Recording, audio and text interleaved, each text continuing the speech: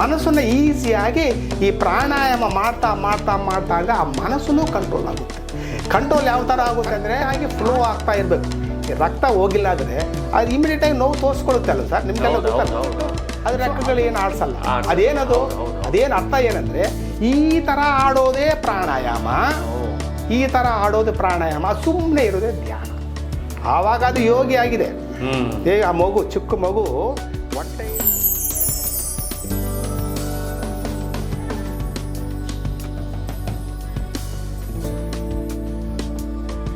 ಧ್ಯಾನ ಅನ್ನೋದು something different which is going to happen automatically. ಅರ್ಥ ಆಗಿದೆ ಸರ್? ಈ ಧ್ಯಾನ ಏನಾಗುತ್ತೆ ಅಂದರೆ ಕೆಲವರು ಧ್ಯಾನದ ಮೇಲೆ ಕೂತ್ಕೊಂಡು ನಿದ್ದೆ ಹೋಗ್ತಾ ಇರ್ತಾರೆ, ಪ್ರಯೋಜನ ಇಲ್ಲ. ಧ್ಯಾನ ಅಂತ ಅಷ್ಟೊಂದು ಈಸಿಯಾಗಿ ಆಗೋದು ಕಷ್ಟ. ಪ್ರಾಣಾಯಾಮ ಆದರೆ ಈ ಪ್ರಾಣ ಚಲಿಸ್ತಾ ಇದಲ್ವಾ, this is happening every time. ಆವಾಗ ಮನಸ್ಸು ಚಲಿಸ್ತಾ ಇರುತ್ತೆ. ಮನಸ್ಸು ವೇರಿಯೇಷನ್ ಇದೆ, ಈ ಪ್ರಾಣಕ್ಕೂ ವೇರಿಯೇಷನ್ ಇದೆ. ಎರಡು ವೇರಿಯೇಷನ್ ಇದು ಅದನ್ನು ಕಂಟ್ರೋಲ್ ಮಾಡುತ್ತೆ. ಯಾವುದನ್ನು? ಮನಸ್ಸನ್ನು ಈಸಿಯಾಗಿ ಈ ಪ್ರಾಣಾಯಾಮ ಮಾಡ್ತಾ ಮಾಡ್ತಾ ಮಾಡ್ತಾ ಅಂದರೆ ಆ ಮನಸ್ಸನ್ನು ಕಂಟ್ರೋಲ್ ಆಗುತ್ತೆ.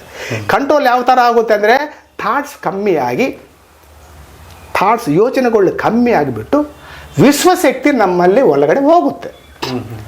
ಯಾವಾಗ ವಿಶ್ವಶಕ್ತಿ ಹೋಗಿದೆಯೋ ಎಲ್ಲ ರೋಗ ನಿರೋಧ ಶಕ್ತಿ ಬಂದ್ಬಿಡುತ್ತೆ ಆಟೋಮೆಟಿಕ್ಕಾಗಿ. ಊಟದಲ್ಲಿ ಸ್ವಲ್ಪ ಇರುತ್ತೆ ಅಷ್ಟೇ, ಪ್ರಾಣಾಯಾಮದಲ್ಲೇ ಜಾಸ್ತಿ ಸರ್. ಆ ಥರ ನೋಡಬೇಕಂದ್ರೆ ಪ್ರಾಣನೇ ಭಗವಂತ ಅಲ್ವಾ ಸರ್? ಹೌದು. ಈ ಪ್ರಾಣ ಇಲ್ಲಾದರೆ ಪ್ರಾಣನೇ ಆ ಸಾಕ್ಷಾತ್ ಭಗವಂತ. ಆ ಪ್ರಾಣನೇ ಯೂಸ್ ಮಾಡಿಕೊಂಡು ಶ್ವಾಸಗಳು ಒಳಗಡೆ ತಗೊಳ್ಳೋದು ಬಿಡೋದು, ತಗೊಳ್ಳೋದು ಬಿಡೋದು ಭಾಳ ಇಂಪಾರ್ಟೆಂಟ್. ಈ ಪ್ರಾಣ ಎಲ್ಲಿಂದ ಒಂದು ಉತ್ಪತ್ತಿ ಆಗುತ್ತೆ? ಈ ಪ್ರಾಣ ಸರ್, ನಾವು ಪ್ರಾಣ ಅಂದರೆ ಮೇಯ್ನ್ ಪ್ರಾಣ ಒಂದಿರುತ್ತೆ ನಮ್ಮ ಶರೀರದಲ್ಲಿ, ಕಣಕಣಕೊಂಡು ಹೋಗ್ತಾ ಇರುತ್ತೆ. ಇದರಲ್ಲಿ 5 ಪ್ರಾಣಗಳಿದೆ. 5 ಪ್ರಾಣಗಳಿದೆ, ಪಂಚಪ್ರಾಣಗಳು ಅಂತಾರೆ ಅದನ್ನು. ಪ್ರಾಣ ವಾಯು ಅನ್ಕೊಳ್ಳಿ. ಪ್ರಾಣವಾಯು ಇದು ಮೇಲೆ ಸಮ್ವೇರ್ ಹಿಯರ್ ಅಂತ ಅರ್ಥ ಮಾಡ್ಕೊಳ್ಳಿ. ಇಲ್ಲಿರುತ್ತೆ ಆಗ್ನೇಯ ಚಕ್ರದಲ್ಲಿ, ಇಲ್ಲಿರುತ್ತೆ ಫೇಸಲ್ಲಿ. ಇಲ್ಲಿ ಅಪಾನವಾಯು ಎಲ್ಲಿರುತ್ತೆ? ಕೆಳಗಡೆ ಇರುತ್ತೆ. ಎಲ್ಲಿ ನಾವು ವೇಸ್ಟ್ ಪದಾರ್ಥಗಳು ಹೋಗ್ಬೇಕಲ್ಲ, ಮಲ ಆಗಲಿ ಮೂತ್ರ ಆಗಲಿ, ಅದು ಹೋಗ್ಬೇಕಂದ್ರೆ ಯಾವ ಶಕ್ತಿ ಬೇಕು ಅದಕ್ಕೆ? ಈ ಅಪಾನವಾಯು ಬೇಕು. ಅಪಾನವಾಯು ಈ 2. ವ್ಯಾನವಾಯು ಅಂತ ಇದೆ. ವ್ಯಾನವಾಯು ಏನು ಮಾಡುತ್ತಂದರೆ ಈ ಸರ್ಕ್ಯುಲೇಷನ್ಗೆ, entire circulation of the fluids ಒಳಗಡೆ ಇದೆ.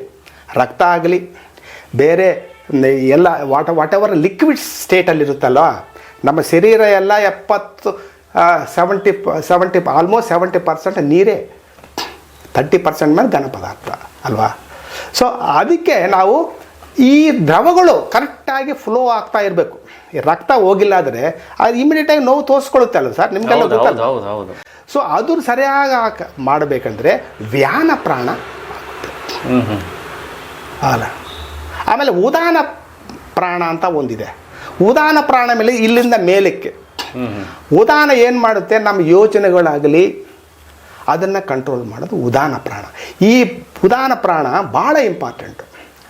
ಆ ಉದಾನ ಪ್ರಾಣ ನೀವು ಸರಿಯಾಗಿ ಡೆವಲಪ್ ಆಗಿಲ್ಲ ಅಂದರೆ ನಮ್ಮ ಬ್ರೈನಲ್ಲಿರೋ ಕಣಗಳೆಲ್ಲ ಸತ್ತು ಹೋಗ್ತವೆ. ಆಮೇಲೆ ಐನ್ಸ್ಟೈನೇ ಹೇಳಿದಾನಲ್ಲ ಸರ್, ಓನ್ಲಿ 5% ಬ್ರೈನ್ ಮಾತ್ರ ಯೂಸ್ ನಾವು ಮಾಡ್ತಾ ಇರೋದು. 90% ಏನಾಗ್ತಾ ಇದೆ?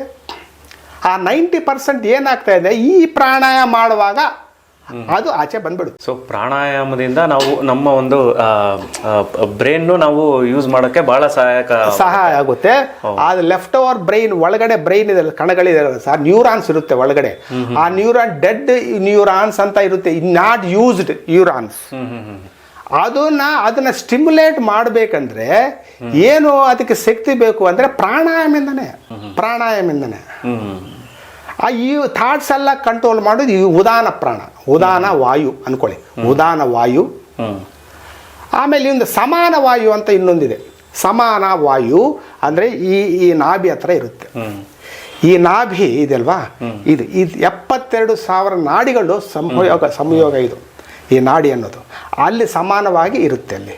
ಅದು ಯಾಕೆ ಯೂಸ್ ಆಗುತ್ತೆ ಅಂದರೆ ನಮ್ಮ ಜೀರ್ಣಕ್ರಿಯೆಗಾಗಲಿ ಏನೇನೋ ತಿಂತಾ ಇರ್ತೀವಲ್ಲ ಸರ್, ಹೌದು ಹೌದು. ಆ ಜೀರ್ಣ ಹೆಂಗಾಗ್ತಾ ಇದೆ, ನಮ್ಮ ಒಳಗಡೆ ಹೊಟ್ಟೆ ಇರೋ ಅಂಗಾಂಗಗಳು ಹೆಂಗೆ ಕೆಲಸ ಮಾಡ್ತಾ ಇದೆ ಸಮಾನವಾಗಿ, ಎಲ್ಲ ರಕ್ತಕ್ಕೆ ನಾವು ತಿನ್ನೋ ಆಹಾರ ಎಲ್ಲ ಬ್ರೇಕ್ ಆಗಿ ಪ್ರೋಟೀನ್ಸ್ ಆಗಲಿ, ಕಾರ್ಬ್ಸ್ ಆಗಲಿ, ವಿಟಮಿನ್ಸ್ ಆಗಲಿ, ಏನೇನ ರಿಕ್ವೈರ್ಡ್ ಥಿಂಗ್ಸ್ ಆಗಲಿ ಎಲ್ಲ ಕಡೆ ಹೋಗ್ಬೇಕಲ್ಲ ಸರ್, ಸೆಲ್ಗೆ. ಅದು ಈ ಸಮಾನ ವಾಯು ಆಗುತ್ತೆ. ಇದೆಲ್ಲ ನಾವೇನೂ ಮಾಡಲಿಲ್ಲ ಅಂದರೆ ಆ ವಾಯುಗಳು ಕಮ್ಮಿಯಾಗಿಬಿಟ್ಟು ಆ್ಯಕ್ಚುಲಿ ಪ್ರಾಣನೇ ಕಮ್ಮಿ ಆಗಿಬಿಟ್ಟು ಅದನ್ನೇ ಅಂತ್ಯಕಾಲ ಅಂತೀವಿ. ಪ್ರಾಣನೇ ಇಲ್ಲ ಆದರೆ ಆ ಸ್ಥಿತಿ ಏನಂದರೆ ಪ್ರಾಣ ಹೋಯಿತು ಅಂತಾರೆ. ನಾವು ಎಲ್ಗನ್ನ ಹೋಗ್ತೀವಲ್ಲ, ಇವರಿಗೆ ಪ್ರಾಣ ಹೋಯಿತು ಅಂತಾರೆ, ಉಸಿರು ಹೋಯ್ದು ಅಂತ ಹೇಳಲ್ಲ. ಪ್ರಾಣ ಒಳಗಡೆ ಇರೋ ಪ್ರಾಣ ಹೋಯಿತು ಅಂತಾರೆ. ಸೊ ಅದಕ್ಕೆ ಪ್ರಾಣಾಯಾಮ ಈ ಕ್ರಿಯಾಯೋಗನಲ್ಲಾಗಲಿ, ಈ ಸಿದ್ಧಯೋಗಮಾಗಲಿ, ಕ್ರಿಯಾ ಯೋಗ ಭಾಳ ಇಂಪಾರ್ಟೆಂಟು. ಆಮೇಲೆ ಈ ಪ್ರಾಣಾಯಾಮ ಅನ್ನೋದು ಅಷ್ಟಾಂಗ ಯೋಗದಲ್ಲಿ ಪತಂಜಲಿ ಅವರು ಹೇಳಿರೋದು ಪ್ರಾಣಾಯಾಮ ಮಧ್ಯದಲ್ಲಿ ಇಟ್ಟಿದ್ದಾರೆ. ಆ ಪ್ರಾಣಾಯಾಮ ಮಾಡಿಕೊಂಡು ಸಿದ್ಧ ಇವರು ಆ ಪ್ರಾಣಾಯಾಮನೇ ಯೂಸ್ ಮಾಡಿಬಿಟ್ಟು ಆತ್ಮಜ್ಞಾನಕ್ಕೆ ಹೋಗಿದ್ದಾರೆ. ಅದೇ ಪ್ರಾಕ್ಟಿಕಲ್ ಥಿಂಗ್. ಆಮೇಲೆ ಧ್ಯಾನ ಅಂದರೆ ನೀವು ಯಾಕೆ ಕ್ವಶನ್ ಕೇಳ್ಬೋದು. ಹೌದು, ನೀವು ಒಂದು ಪಕ್ಷಿ ಇರುತ್ತೆ ಸರ್, ಒಂದು ಪಕ್ಷಿ 2 ರೆಕ್ಕೆಗಳು ಅಲ್ವಾ, ರೆಕ್ಕೆಗಳಿಂದ ತಾನೆ ಅದೇನು ಮಾಡುತ್ತೆ, ಅದು ರೆಕ್ಕೆಗಳು ಹಾರಾಡ್ಕೊಂಡು ಮೇಲಕ್ಕೆ ಹೋಗುತ್ತದೆ. ಮೇಲಕ್ಕೆ ಹೋಗ್ಬಿಟ್ಟು ಅಲ್ಲಿಗೆ ಹೋಗ್ಬಿಟ್ಟು ಅದು ರೆಕ್ಕೆಗಳು ಏನು ಆಡ್ಸಲ್ಲ. ಅದೇನದು, ಅದೇನು ಅರ್ಥ ಏನಂದ್ರೆ ಈ ಥರ ಆಡೋದೇ ಪ್ರಾಣಾಯಾಮ, ಈ ಥರ ಆಡೋದು ಪ್ರಾಣಾಯಾಮ, ಸುಮ್ಮನೆ ಇರೋದೇ ಧ್ಯಾನ. ಅಲ್ಲಿ ಮೇಲೆ ಸುಮ್ಮನೆ ಇರುತ್ತೆ, ಅದೇ ಧ್ಯಾನ ಅಂತೀವಿ ನಾವು ಇಲ್ಲಿ ಯೋಗದಲ್ಲಿ. ಅಂದರೆ ನೀವು ಪ್ರಾಣಾಯಾಮ ಮಾಡಿದರೆ ಕರೆಕ್ಟಾಗಿ ಒಂದು ಡ್ಯೂರೇಷನ್ ಜಾಸ್ತಿ ಆಗಬೇಕು. ಪ್ರಾಣ ಏನು ಅಂದರೆ ಒಂದು 5 ನಿಮಿಷ ಕೂತ್ಕೊಳ್ಳೋದು, 10 ನಿಮಿಷ ಕೂತ್ಕೊಳ್ಳೋಕೆ ಆಗೋದಿಲ್ಲ. ನಾನು ಹೇಳ್ತಾ ಇದ್ದೇನೆ ಸರ್ ಕ್ಲಿಯರಾಗಿ.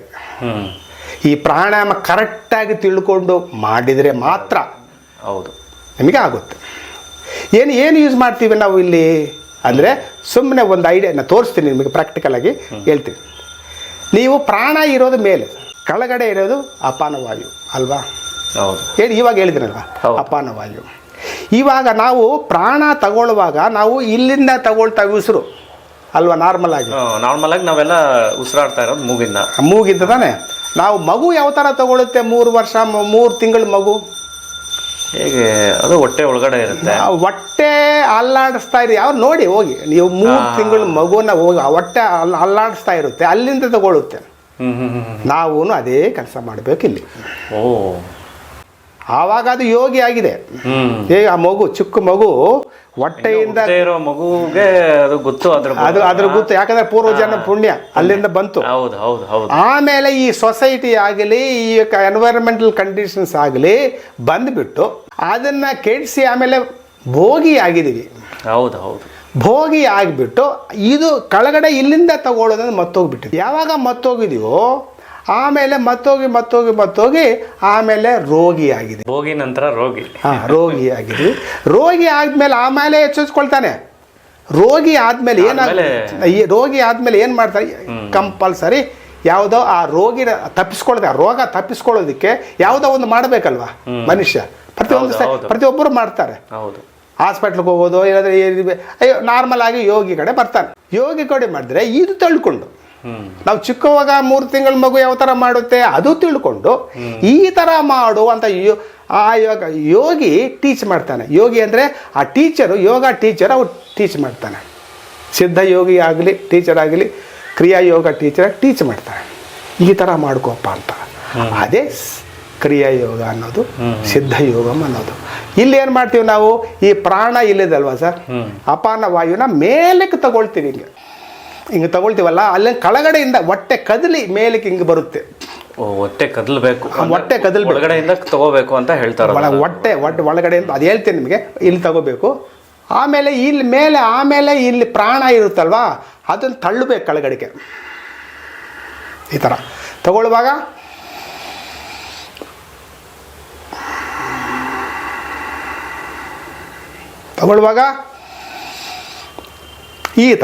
ಈ ಥರ ಮಾಡಿದರೆ ಅದೇ ಪ್ರಾಣಾಯಾಮ.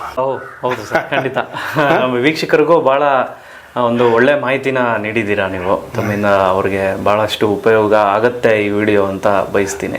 ಸೊ ಯಾರೇ ವೀಕ್ಷಕರು ಇದನ್ನು ನೋಡ್ತಾ ಇದ್ದಾರೆ, ನಮಗೆ ಪ್ರಾಕ್ಟಿಕಲ್ ಎಷ್ಟು ಇಂಪಾರ್ಟೆಂಟೋ ಥಿಯರಿನೂ ಭಾಳ ಇಂಪಾರ್ಟೆಂಟು. ಥಿಯರಿನ ತಿಳ್ಕೊಂಡು ನೀವು ಯೋಗಾಭ್ಯಾಸವನ್ನು ಮಾಡಿದ್ರೆ ಭಾಳ ನಿಮಗೆ ಉಪಯುಕ್ತ ಆಗುತ್ತೆ ಅಂತ ನಾನು ಭಾವಿಸ್ತಾ ಇದ್ದೀನಿ.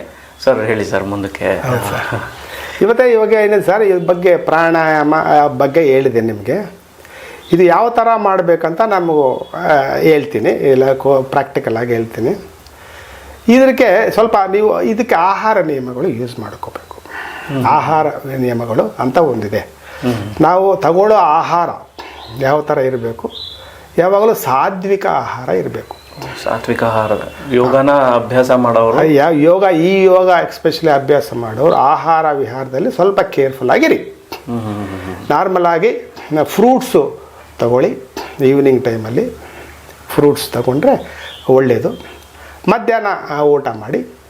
ಆಮೇಲೆ ಸ್ಥೂಲಕಾಯ ಇರೋರಿಗೆ, ಯಾರು ಸ್ಥೂಲಕಾಯ ಇದ್ದರೆ ಅವರಿಗೆ 2 ಹೊತ್ತು ಊಟ ಮಾಡಿ. ಅವರು ಯಾರು ಸ್ಥೂಲಕಾಯ ಇದೆಯೋ ಅವರಿಗೆ 3 ಹೊತ್ತು ತಿನ್ನಬಾರ್ದು. ನಾರ್ಮಲಾಗಿ 2 ಹೊತ್ತು ತಿನ್ಬೋದು. 1 ಹೊತ್ತು ಮಾತ್ರ ಫ್ರೂಟ್ಸ್ ತಗೊಳ್ಳಿ. ಆ ಥರ ಎಷ್ಟು ಬೇಕೋ ಪೂರ್ತಿ ಹೊಟ್ಟೆ ತುಂಬ ತಿನ್ನಬಾರ್ದು. ಈ ಯೋಗ ಮಾಡೋರಿಗೆ ಬೆಳಗ್ಗೆ ಇಂದ ಶುರು ಮಾಡಬೇಕು ಈ ಯೋಗ. ಅದು ಬೆಳಗ್ಗೆ ಅಂದರೆ ನೀವು 3 ಗಂಟೆ ಎದ್ದು ಮಾಡಿದ್ರೆ ಒಳ್ಳೆಯದೇ. ಆದರೆ ಇನ್ನೊಂದು ಪ್ರಶ್ನೆ ಸರ್, ಇವಾಗ ಯೋಗನ ನಾವು ಪ್ರಾಕ್ಟೀಸ್ ಬೆಳಿಗ್ಗೆ ಹೊತ್ತು ಮಾಡಬೇಕು ಅಂದಾಗ, ಸೊ ನಾವು ಬೆಳಿಗ್ಗೆ ಎದ್ದು ಶುಚಿಭೂತರಾಗಿ ಮತ್ತೆ ನೀರು ಕುಡಿದು ಮಾಡಬೇಕಾ, ಇಲ್ಲ ನೀರು ಕುಡಿದಿರಾನೆ ಆ ಒಂದು ಪ್ರಾಕ್ಟೀಸ್ ಮಾಡ್ಕೋಬೋದಾ ಯೋಗಾಭ್ಯಾಸ? ಇದೊಂದು ಒಂದು ಸಂದೇಹ. ಇಲ್ಲ, ಆ್ಯಕ್ಚುಲಿ ನಾರ್ಮಲ್ ಆಗಿ ಯೋಗಿಗಳು ಏನು ಮಾಡ್ತಾರೆ ಅಂದರೆ, ಫಸ್ಟ್ ನೀರು ಕುಡಿದು ನಾವು ಶೌಚಮಾಗಿ ಪೂರ್ತಿ ಏನೇನೇ ಕ್ರಿಯೆಗಳಿರ್ತಾವಲ್ಲ ಅವೆಲ್ಲ ಮಾಡಿಕೊಂಡು ಆಮೇಲೆ ಕುತ್ಕೋಬೇಕು. ಅದಕ್ಕೆ ನೀರು ಎಷ್ಟು ಕುಡಿಬೇಕು? 2 ಗ್ಲಾಸ್ಗಳು, 2 ಗ್ಲಾಸು ಉಗುರು ಬೆಚ್ಚೆ ವಾಟರ್. ತಣ್ಣೀರು ಬೇಡ ಕುಡಿಬಾರ್ದು. ಉಗುರು ಬೆಚ್ಚೆ ವಾಟರ್ ಪೂರ್ತಿಯಾಗಿ ಈ ಗಂಟ್ಲೆಲ್ಲ ನಿಮಗೆ ಕ್ಲಿಯರ್ ಆಗಿಬಿಡುತ್ತೆ. ಅದು ಯಾವಾಗ, ಅದಕ್ಕೆ ನಾನು ಹೇಳ್ತಾ ಇರೋದು, ಬೆಳಗ್ಗೆ 3 ಗಂಟೆಗೆ ಹೇಳ್ಬಿಟ್ಟು ನಾರ್ಮಲ್ ಆಗಿ ಮಾಡ್ತಾ ಏನಾಗುತ್ತೆ ಗೊತ್ತಾ ಸರ್, ಈ ಯೋಗದಲ್ಲಿ, ಈ ಪ್ರಾಣಾಯಾಮದಲ್ಲಿ ನೀವು ಮಾಡ್ತಾ ಅದ್ರ ಮೇಲೆ ಒಂಥರ ಇಂಟ್ರೆಸ್ಟ್ ಬರುತ್ತೆ. ಯಾವಾಗ ನಿಮಗೆ ಭಾಳ ಇಂಟ್ರೆಸ್ಟ್ ಬಂದರೆ ಆವಾಗ 3 ಗಂಟೆಯಿಂದ ಶುರು ಮಾಡ್ಕೋಬೋದು ಬೆಳಗ್ಗೆ. ಅಷ್ಟು ತನಕ ನೀವೇನು ಮಾಡ್ತೀರ ಅಂದರೆ ಬೆಳಗ್ಗೆ 5 ಗಂಟೆನೇ ಶುರು ಮಾಡಿ, ಪರವಾಗಿಲ್ಲ. Till you learn and getting in to the complete ಟ್ರ್ಯಾಕಲ್ಲಿ, ಆ ಟ್ರ್ಯಾಕಲ್ಲಿ ಬರಬೇಕಂದ್ರೆ ಇಟ್ ವಿಲ್ ಟೇಕ್ ಟೈಮ್ ಅಲ್ವಾ? ಇಟ್ ಮೇ ಟೇಕ್ 1 ತಿಂಗಳಾಗಲಿ, 2 ತಿಂಗಳಾಗಲಿ, 3 ಕೆಲವರಿಗೆ 6 ತಿಂಗಳು ಆಗ್ಬೋದು ಅರ್ಥ ಮಾಡ್ಕೊಳ್ಳೋದು ಈಗ ಪ್ರಾಣಾಯಾಮ ಬಗ್ಗೆ. ಈ ಪ್ರಾಣಾಯಾಮ ಯಾವ ಥರ ಮಾಡಬೇಕು ಅಂತ ಅರ್ಥ ಮಾಡಿಕೊಂಡು ಅಷ್ಟೊಂದು ಟೈಮ್ ತಗೊಳ್ಬೋದು. ಅದಕ್ಕೆ ನೀವು ಆಹಾರ ವಿಹಾರದಲ್ಲಿ ಸ್ವಲ್ಪ ಕೇರ್ಫುಲ್ಲಾಗಿ ನೀವು ವೆಯ್ಟ್ ಕಂಟ್ರೋಲ್ ಇಟ್ಕೋಬೇಕು. ಫಸ್ಟ್ ಥಿಂಗ್, ಯಾವಾಗ ಒಂದೇ ವೆಯ್ಟ್ ಇದ್ರೂ ಇವಾಗಿಂದ ನೀವು ವೆಯ್ಟೂ ಕಮ್ಮಿ ಆಗ್ತೀರಾ, ನೀವು ಇದು ಈ ಯೋಗ ಮಾಡ್ತಾ ನಿಮಗೆ ಆತ್ಮಜ್ಞಾನ ತಿಳಿಯುತ್ತೆ. ಭಗವಂತ ಏನು, ತತ್ವಜ್ಞಾನ ಅಂತ ತಿಳಿಯುತ್ತೆ. ಆ ಜ್ಞಾನ ವಿವೇಕಂ ಅಂತ ಬಂದ್ಬಿಡುತ್ತೆ. ವಿವೇಕ ಯೋಚನೆ ಮಾಡೋದು ಹೆಂಗೆ ಕರೆಕ್ಟಾಗಿ, ನಿಮ್ಮ ಎನ್ವೈರನ್ಮೆಂಟೇ ಚೇಂಜ್ ಆಗುತ್ತೆ sir. Truly speak, dealing with the people change, entirely change ಆಗಿಬಿಡುತ್ತೆ. ಯಾಕಂದರೆ you are in touch with this ಯೋಗಂ. ಪ್ರಾಣಾಯಾಮ ಮಾಡ್ತಾ ಏನು ಓದಬೇಕಾಗಿಲ್ಲ ಇದಕ್ಕೆ, ತತ್ವಜ್ಞಾನಕ್ಕೆ. ಈ ಯೋಗ ಮಾಡಿದ್ರೆ ಸಾಕು. ಎಷ್ಟು ಗಂಟೆ ಮಾಡಿದೆಯಾ ಅದೇ ಪ್ರಶ್ನೆ. ಹೌದು, ಎಷ್ಟು ಗಂಟೆ ಮಾಡಿದರೆ ಅಷ್ಟು ಒಳ್ಳೇದಿದು. ಕಂಪ್ಲೀಟ್ ಸಾರ್ ನರಗಳಾಗಲಿ ಈ ಶರೀರದಲ್ಲಿರೋದೆಲ್ಲ ಕ್ಲೇಶಗಳೆಲ್ಲ ಹೊರಟೋಗ್ತವೆ. ಹೊಸದಾಗಿ ಶುರು ಮಾಡೋರು ಯೋಗಾಭ್ಯಾಸನ ಎಷ್ಟು ಗಂಟೆಗಳು ಮಾಡ್ಬೋದು?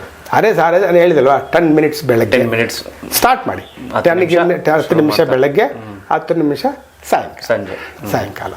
ಸಾಯಂಕಾಲ ಮಾಡ್ಕೋಬೋದು ಅಲ್ವಾ? ಹಾಗೆ ಹೋಗ್ತಾ ಇನ್ಕ್ರೀಸ್ ಮಾಡ್ಕೋಬೋದು. ಯಾರು ಇನ್ಕ್ರೀಸ್ ಮಾಡ್ಕೊಳ್ತಾರೋ ಅವ್ರಿಗೆ ಬೇಡ. ಕೆಲವರು 10 ನಿಮಿಷನೇ ಮಾಡ್ಕೊಳ್ತಾ ಇದ್ರೆ ಅವ್ರಿಗೆ ಗೊತ್ತಾಗುತ್ತೆ ಏನು ಪ್ರಯೋಜನ ಇಲ್ಲ ಅಂತ. ಆಮೇಲೆ ಅದೇ ಸಾಧನೆ ಮಾಡಲೇಬೇಕು ಸರ್. ಸಾಧನೆ ಇಲ್ಲಾದರೆ ನಿಮಗೆ ಅದು ಇನ್ನೊಂದೇನೆಂದರೆ, ಈ ಪ್ರಾಣಾಯಾಮಗಳು ಇನಿಷಿಯಲ್ ಪ್ರಾಣಾಯಾಮಗಳು ಕೆಲವಿವೆ. ಅವೆಲ್ಲ ಮಾಡಬೇಕಂದ್ರೆ ಮುದ್ರೆ ಜೊತೆಯಲ್ಲಿ ಮಾಡಬೇಕು.